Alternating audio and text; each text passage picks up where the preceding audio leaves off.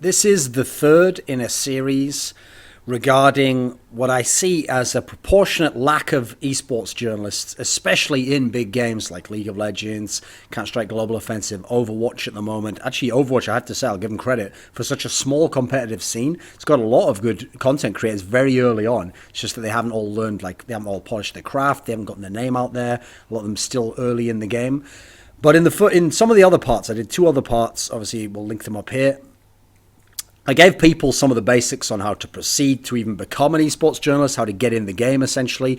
I outlined the positives of the current scene and where you can succeed in ways others couldn't in the past, or much quickly with more rapidity. And now what I want to do is I want to talk about why people don't succeed or don't succeed quickly enough for themselves and what that means. So at the outset, I'll give you a simple axiom that I've mentioned in other videos in the past. I've said it on Twitter so many times. And the more I have thought about it and the more I've reflected on my own career and the career of other people who made it or didn't make it in esports journalism, I think this axiom really holds true. So it goes like this. Everyone I know who didn't make it in esports journalism either wasn't good enough, as they thought they were, that's the key detail obviously, or had unresolved personality issues.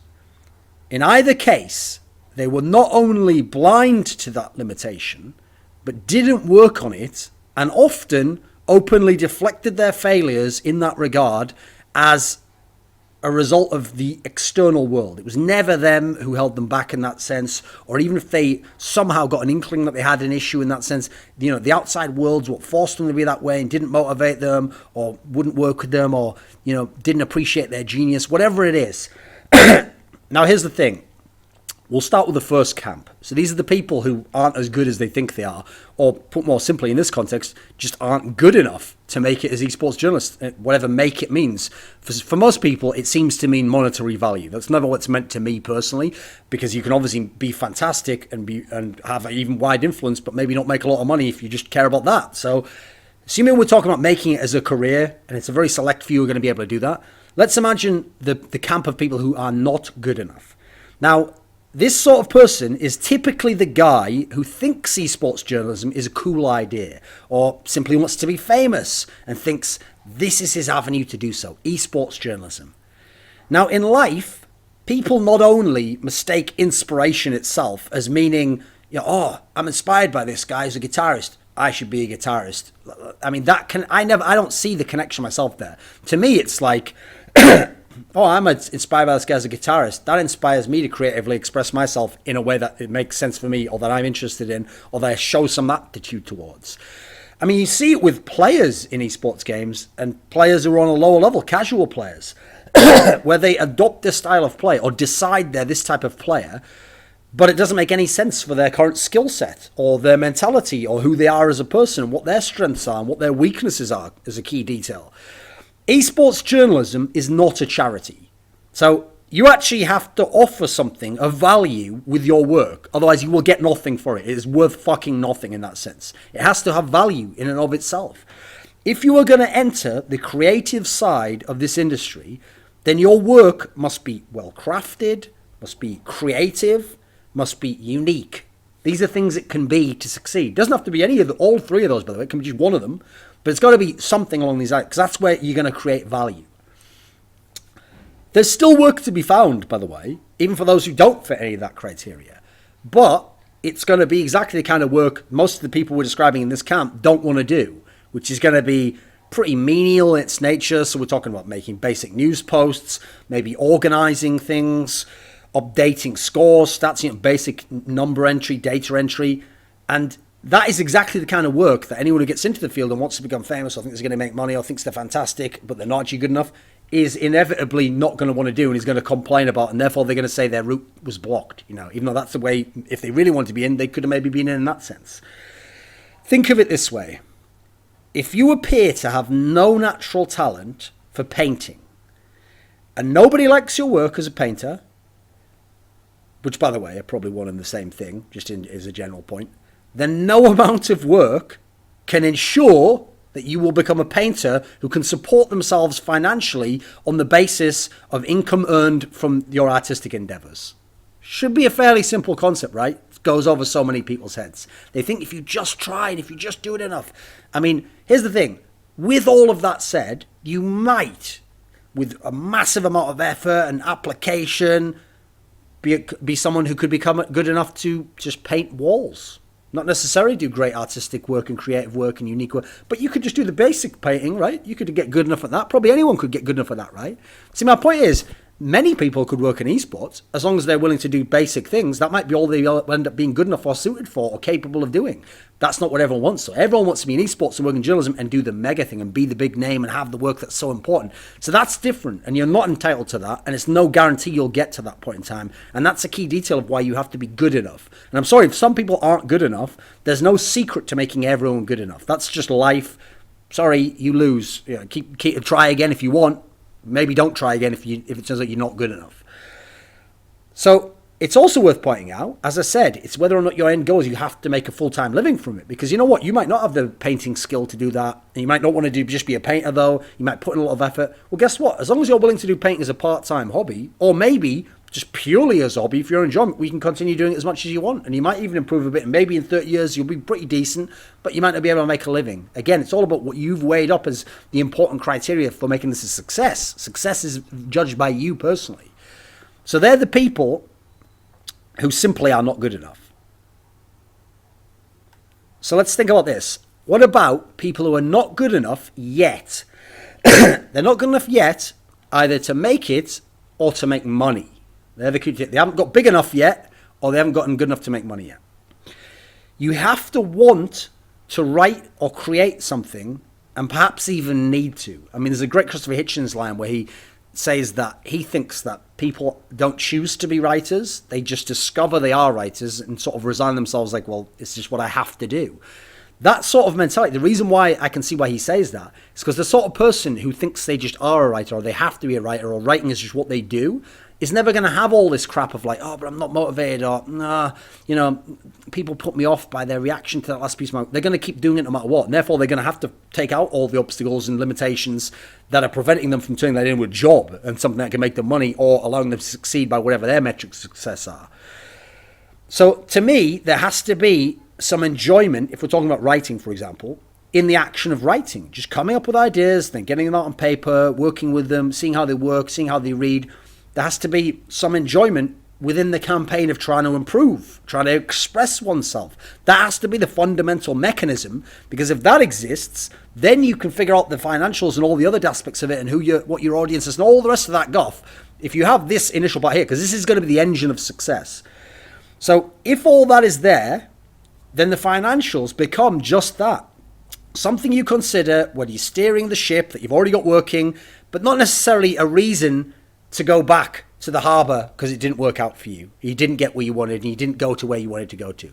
The people who complain that they're not making enough money, or any money for that matter, especially early on, nearly always are those who want it to come too easily, who think that they're much better than they are, or they think they're good and therefore they should have it all immediately. And maybe if they're good but they're not very good, they might even be able to discern between themselves and someone who's very good and think, well, I'm at that level anyway, and it's industry politics have kept that guy ahead.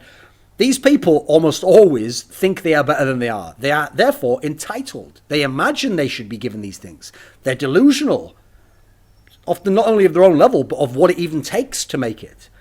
This can be seen when these people use ridiculous logic like that they aren't paid enough per hour, as though a creative person would even think that way when they were early on in their career, or for the sheer effort that they put in. Again, this is a very high-skilled field, or one with high demand. Well, I guess it has low demand, but for very high skill. So there's a very limited amount of positions available. So therefore, the idea that they put in effort, therefore they should be paid the top wage, doesn't really make sense. It doesn't work that way for actors and stuff.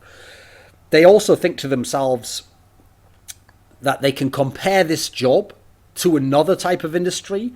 Oftentimes, by the way, not even one that's a creative one.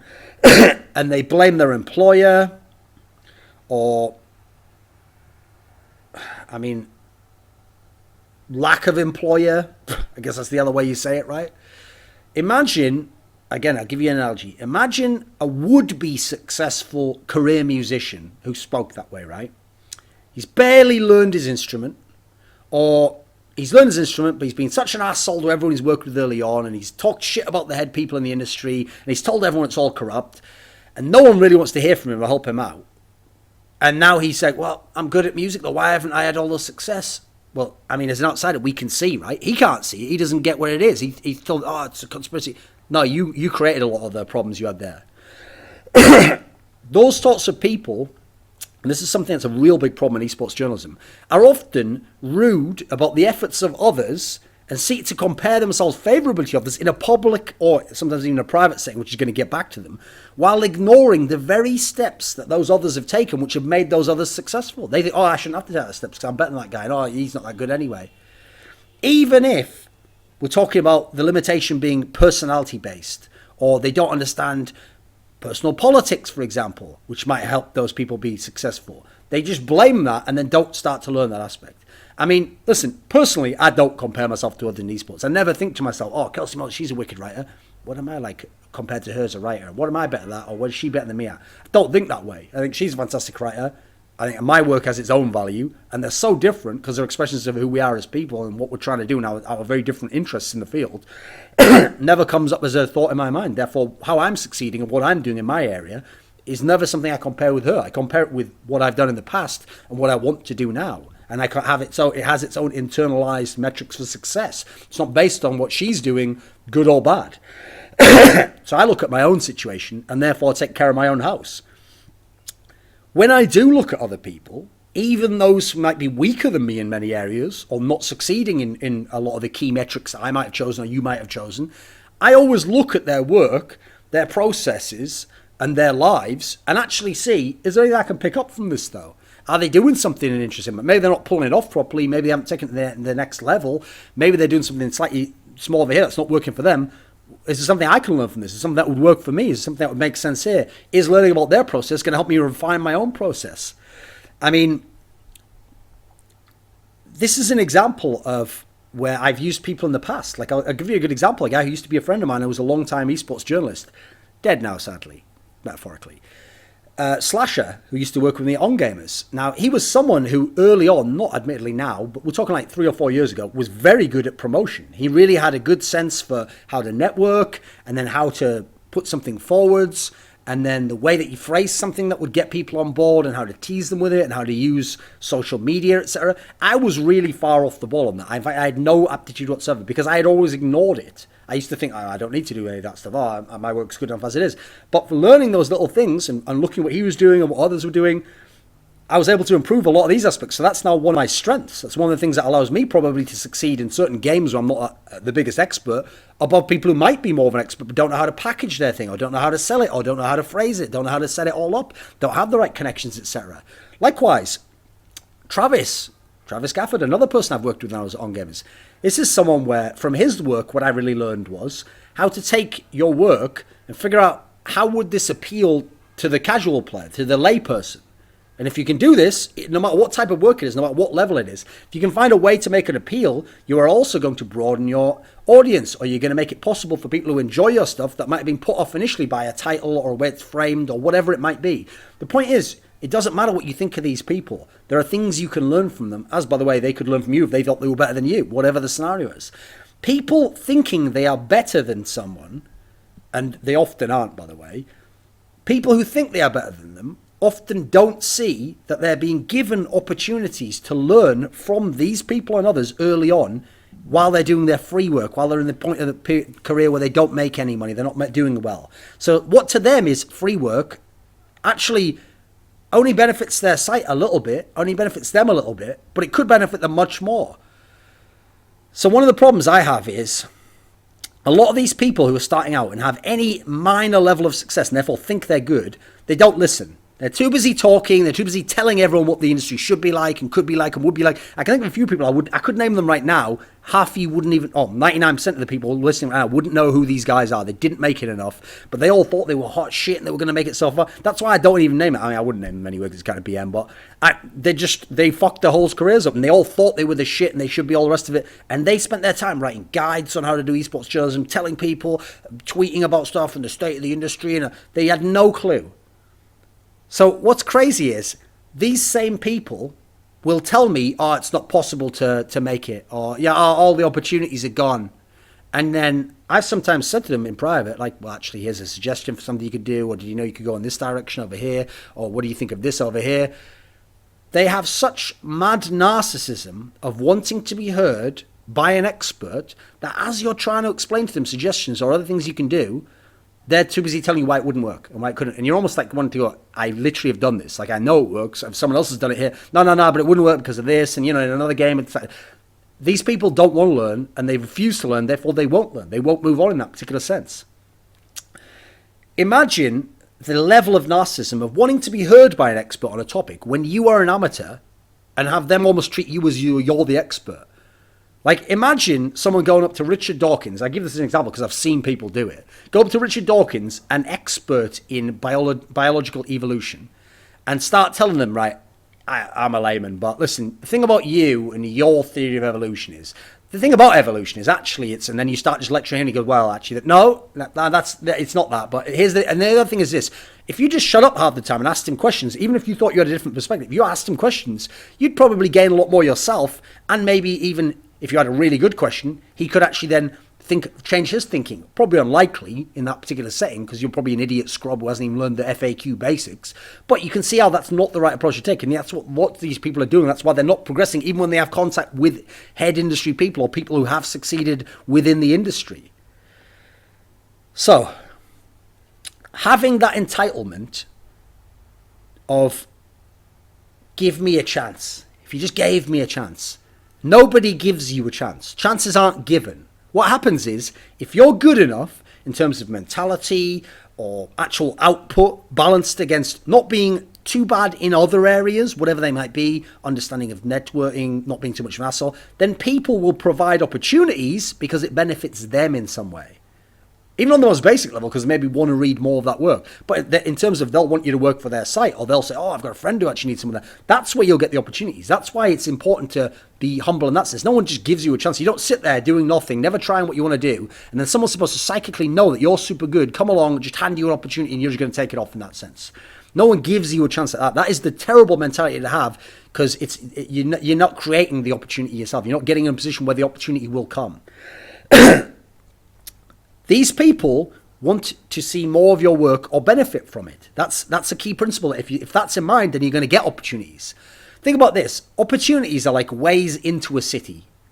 You don't give up because one road is blocked and go, right, well, there's no way you could ever get in there. Or since that one road's blocked, go, you know what? I demand that this other way, this bridge, I have to be allowed over because I'm good enough. And you know what? Someone else was allowed over. That is a mentality that is a loser's mentality. A winner's mentality would be you keep going. You look for other ways. You make your own way if necessary. And you ask yourself, am I ever the one preventing myself getting into this city? Am I the one who's being stubborn or thinking that there's not a possibility here or demanding something of others and only allowing one way for success, therefore when it isn't available, just giving up completely? If so, you are the person holding yourself back. Entitlement, showing as people wanting, this one tilts me so hard.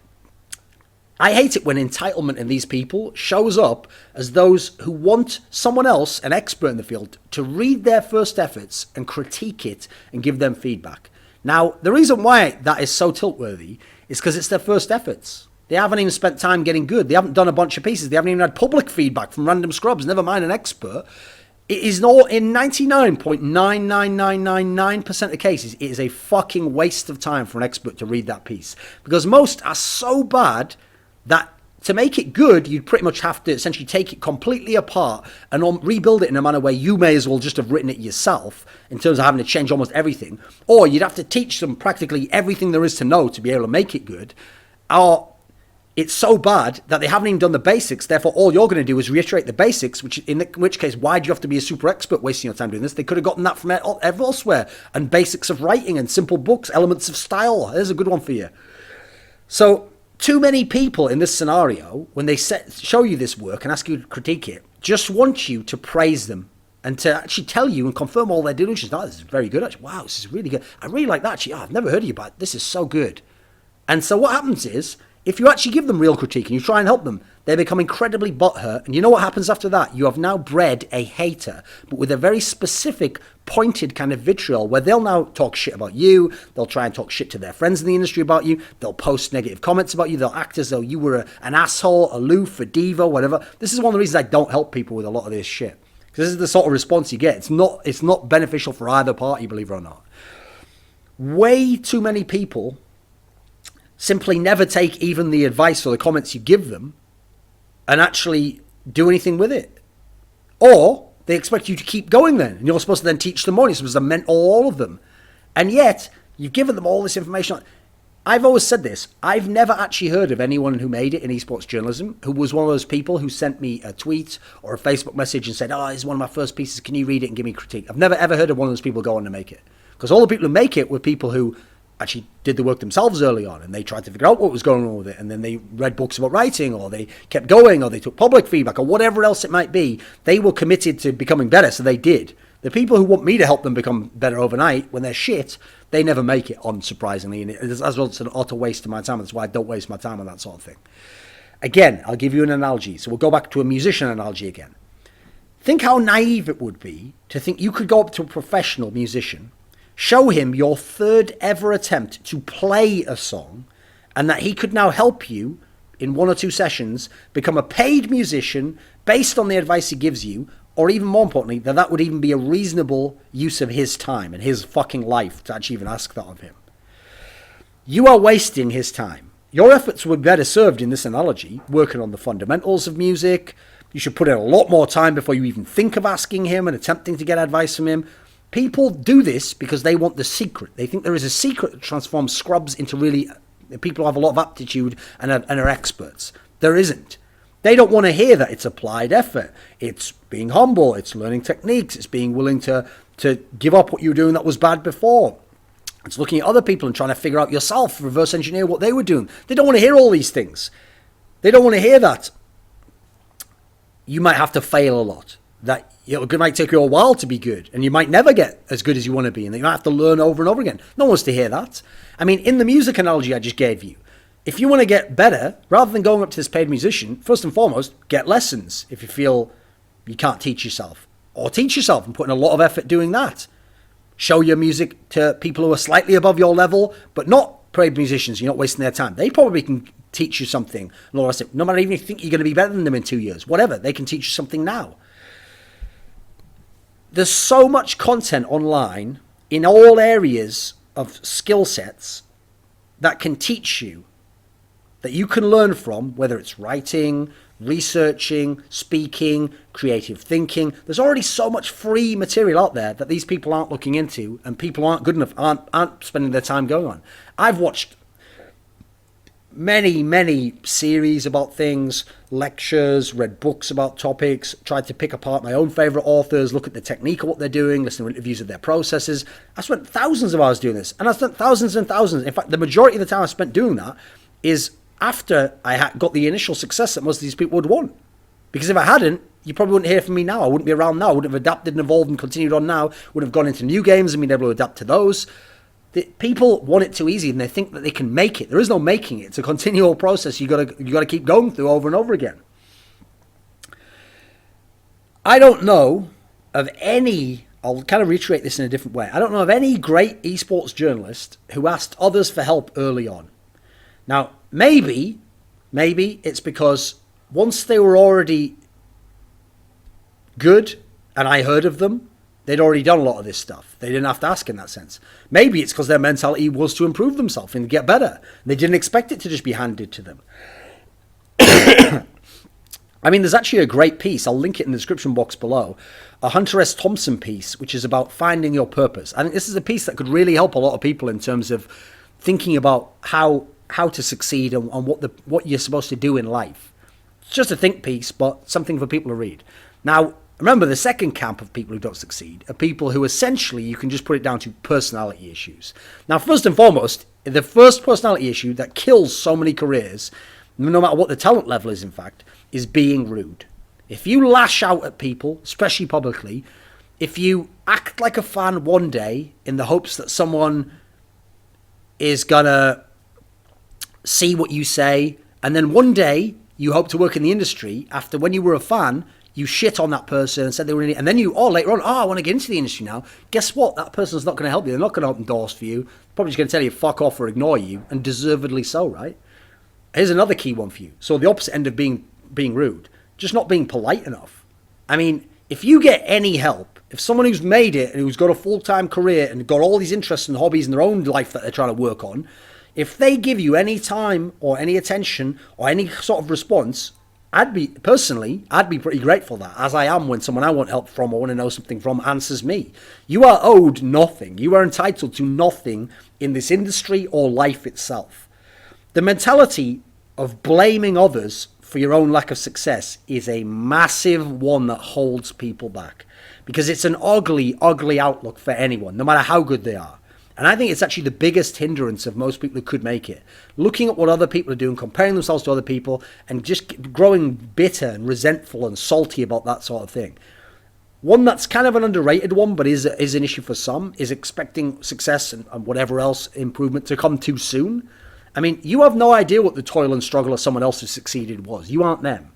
I can barely think of anyone, in fact, who was very successful in this field, who didn't put in a lot of work early on for very little and for a long time, and yet people come along who are half as good and want to make it 10 times more quickly. If you listen to the first two parts of this series, you actually need to work for a much shorter amount of time than someone like me did, or some of the people that I know that succeeded and were very, very good. And you can make way more money than we did in that period of time. You can have way more opportunity than we did. You can work on things that are way more enjoyable than we did. Something that really holds people back is wanting to be famous. That is a terrible mentality, and this is a bad field to do that in. I don't think that can be a primary motivator, because it's just not a great field to do that from in. Wanting to be rich, it's not a good one. Sure, there's a lot more money in the industry now. Personally, I would always choose being good over being rich. And as a result, I make being good a priority, and being rich is something that can happen as a side effect, as a byproduct, if possible. And I also think, as a general point, that if you are truly good and you can relate your work to others, then you're going to make it financially, in my opinion.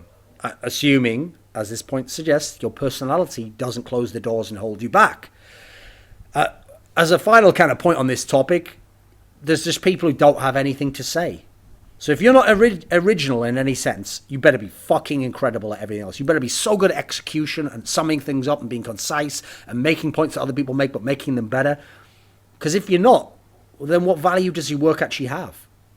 I mean, you can always make this contrast between innovation and execution. Sure, ideally you should have a bit of both and be working on both and trying to do both. But if you're amazing at innovation, yeah, you can have a career, you can have ideas, you can be someone who makes a success of that. If you're amazing at execution, you might not need any ideas, but you get an idea and you do it better than someone else. This is a valid approach. It's got to be one or the other. It's got to be some mixture of the two. It can't be neither and none. That will not let you make it. Otherwise, who cares if you don't make it? If you weren't original enough, you weren't good at executing things, you couldn't come up with, well, who gives a fuck if you didn't make it? I don't. You have nothing of value to say. Esports journalism, as with practically everything in life, by the way, isn't for everyone. And so this section is going to be about why you shouldn't do it, not why you should do it. You have to supply the reasons as to why you should. Now, people like Christopher Hitchens, Gore Vidal, they say that you have to be a writer if you're someone who's cut out for that. It calls to you. It's just something you have to do. I can easily supply a whole bunch of reasons why you shouldn't do it. There's plenty of hobbies in this world that are a lot of fun. If you're looking for something enjoyable to use your time with, and you want to get good at, so you don't feel like your time was wasted, and you can't make any money from esports journalism, guess what? There's a lot else out there you could do. Nobody should be giving up their primary source or path to income if they haven't already had, much like with pro players, had a considerable amount of amateur success in this field.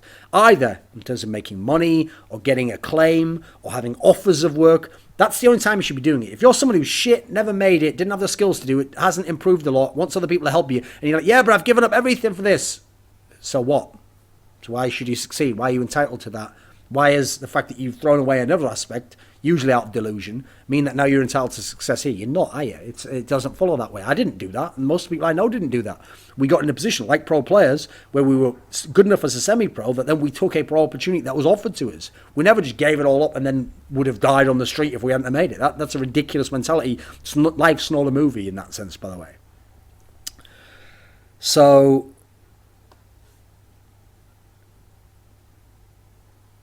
I actually don't think, if you compare esports journalism to other skilled fields, people think about it in a reasonable manner.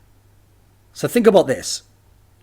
Would it be reasonable to suggest that anyone, in fact everyone, could make it as a professional guitarist or a professional singer? No. And yet people act as though that's how it should be in esports journalism. I mean, not only that, but what if you don't even love that particular field or love to do it in and of itself? Why would you necessarily be destined to succeed? Now, this particularly, as an aspect of why you shouldn't do it, should be thought about by people who can't handle competition or can't handle criticism. Guess what? Go do trampolining. Go dance to your favourite music or write children's books. You won't experience the same sort of pain and critique and abuse and all these things that you're going to curl up in a ball and cry about. That's not something that affects me personally. People can give me all the abuse they want. Since I decide if I succeeded, I decide if it's a good piece of done, and I do the pieces I enjoy doing, they can't affect that. Sure, they could make my feelings hurt for a second if someone that I cared about or read their comment. That's irrelevant, though. I have to supply the reason to do it. So if you can't handle these things, just get out. It's not the place for you. It will only get worse. I actually can't encourage people to do this thinking that they'll get to where I am. You have to find your own calling. I didn't follow someone's calling and get to where they were. I went down my own unique path, didn't I? So you have to find your own calling, your own reason to keep continuing on, your own path to carve out and what you're going to do and overall. Therefore, what I do personally is I study the working processes of people I consider creative and impressive and good at execution. So in my own life, one of the main ways I've been able to improve a lot of my job is from studying people like, I'll give you a great example. Here's one, Christopher Doyle. He's the cinematographer. There's a guy from Hong Kong who's Australian as well, who works with Wong Kar-wai, a fantastic Asian filmmaker. He's someone I've studied all of his interviews and everything he's written and how he talks about his process of how he does it. I'm obviously never going to be a cinematographer, though, am I? Studied Christopher Hitchens. I mean, he's a much better essayist than I will likely ever be, especially in the field of politics, obviously, which is not really my area. And in fact, his work is nothing like my work. I've enjoyed reading biographies of Steve Jobs, of watching all the interviews of his, because his a mind for innovation, the elegance and necessity that things have to have in order to make it. But obviously, in that sense, he's in a tech world. I'm not going to work in the tech world. I have nothing to do with that particular field. It's not about journalism in any sense. Believe it or not, if you want to keep going more abstract, I actually enjoyed the work of Tupac Shakur, the rapper, in terms of this guy had a fantastic work ethic and his output was so prolific. And as a result, he got out more good songs than almost any other rapper of his era, especially for the amount of time he spent working. And some of them are amazing and some of them are just good and they're just doing one album every 3 years, whatever it might be. Obviously, Kobe Bryant, people know him and admire him as a sports star, because here's a guy who mastered his individual craft and then was able to tie it in from being a lone wolf master of an individual craft to the team-based concept and then become one of the ultimate winners in that particular sense. There are more people outside of esports journalism that I have studied and taken inspiration from and learned from than within journalism or esports journalism or who are my type of person. I mean, I've told this story in video content in the past and elsewhere, but when I went to the Van Gogh Museum, I actually think Van Gogh's art is fairly shit. I don't find it particularly moving or important to look at. I don't think the technique is very good. I don't think the styles are very interesting. But what I liked about the Van Gogh Museum is when you walk around, it has these little diary notes and little stories about what he was thinking and what he was trying to do. That part's interesting. Now that I can take something from the process and see what he was attempting to do and consider what I'm trying to do and my philosophy on things, that has value to it, whether or not I find value in the work itself or not. So personally, I think inspiration is a feeling. It's like a drive, it's a spark that comes from connecting you or relating you to something that isn't you and is someone doing something else. But that's the point. It's not external in the sense that you copy what you see or what it comes from and where it originated from. It's a feeling that comes out of you, connects with something else where you sense or you relate to in some way, and then goes back to you, and then you recognize something, and that this is something of value, this is a feeling to hold on to, something to use and to do something with. You can't be fooled in esports by the glamour of thinking if you make it, right? You don't see any of the downsides if you haven't made it. There's plenty, no matter what level you're at, there's no such thing of making it and having no downsides. There's lots of fucked up people in the industry who are assholes you wouldn't want to deal with, who are just pieces of shit. There's times when you might have to work a lot for very little, and if you just complain like a bitch at that point in time, who's going to want to be around you? There's lots of abuse, there's lots of criticism, oftentimes unfair, but that's just part of the industry. That's why I always come back to the same point. You have to be able to enjoy what you do in and of itself, regardless of financial success, social metrics of success. You have to have your own metrics of success and be enjoying just doing it, even if you're not good. It's not purely Sisyphean in that sense entirely, that you just have to discover the enjoyment yourself. Sure, you can still get something out of it in terms of expression or the quest to improve yourself, but it can't be obsessed with the financial components, especially because, as I said, most people aren't good enough, so they haven't worked on the skill set, or maybe wouldn't get good enough, don't have the right mentality for it, or have been such assholes or have such personality conflicts that it will hinder them from ever making it.